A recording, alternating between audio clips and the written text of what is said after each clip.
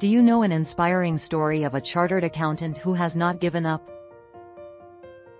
In today's video, we are sharing the journey of Sedzani from the Limpopo province, South Africa. Sedzani traveled 100 kilometers daily to school, worked really hard, and completed her chartered accountancy despite many failures. My name is Sedzani Sharangwana, and I grew up in South Africa, in the Limpopo province bordering Botswana, Zimbabwe, and Mozambique.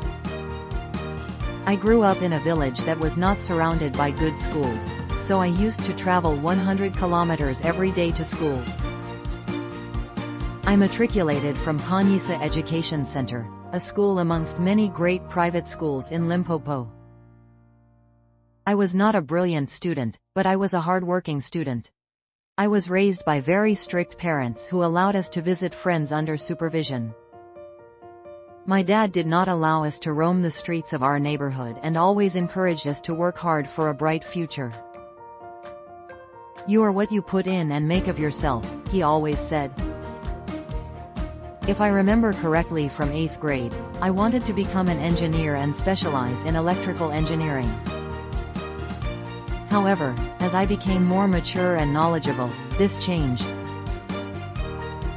At some point, I wanted to be a tour guide, which stemmed from my passion for traveling. So to help me get more clarity in my career, my dad arranged a job shadow for me in finance and banking after class 10.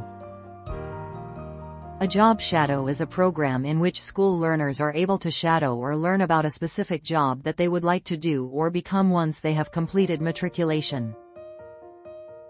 During my job shadow, the bank manager gave me a brief background on what this job entails.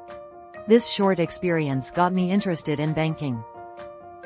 My mother also arranged another job shadow for me at PwC in Louis Tricart, South Africa.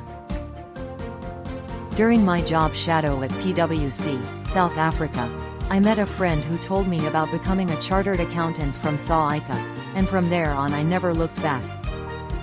My journey to becoming a CA, to become a CA, one needs 1.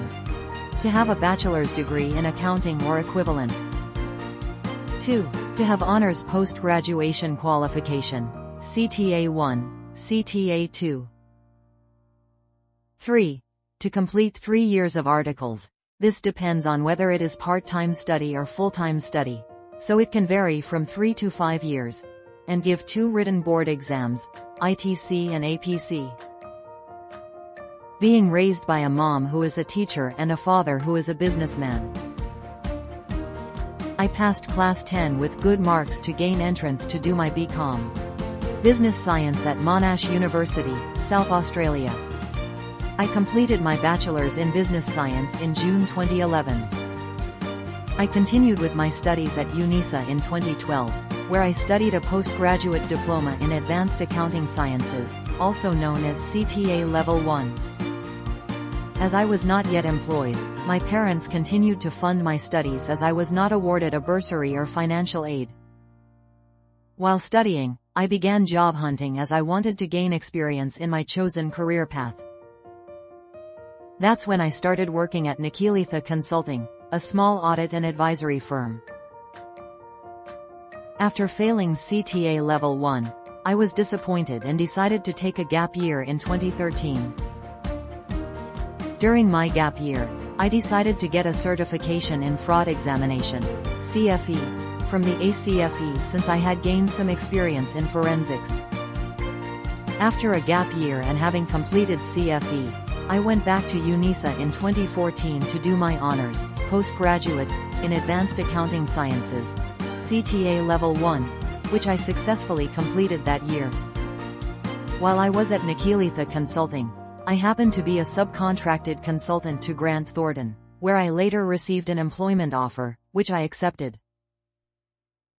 After my CTA Level 1, I was still working at the audit and advisory firm, Nikilitha Consulting.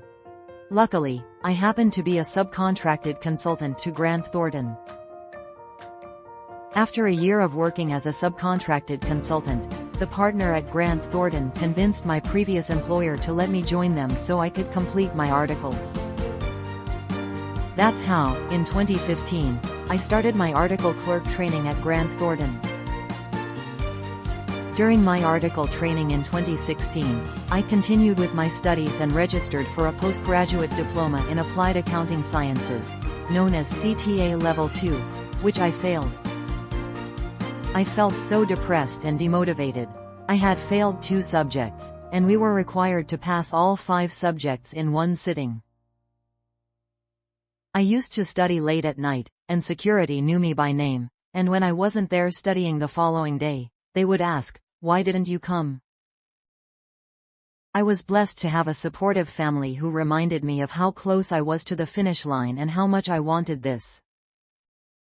I recall my mother telling me that this was the time to focus on the one you failed the most on while putting in fewer hours on the others. That was the best advice I got, and that weekend I picked myself up and started studying, and boy did I make it that year, 2017. I had passed CTA Level 2 and completed my postgraduate. It was one of the happiest days of my life. Now I had 2 board exams to complete in order to qualify as a CA/SA. I started studying for the Board 1 examination in December 2017 and wrote it in January 2018. I failed at my first attempt. I was so disappointed, but I knew that I had not prepared well. I then prepared for the June Board 1 examination, which I passed after attending a UCT board course and practicing SA/ICA past papers. I then prepared for the UJ Board 2 examinations in November, which I passed. I was over the moon when I received the results in February 2019. I was now a qualified CA/SA.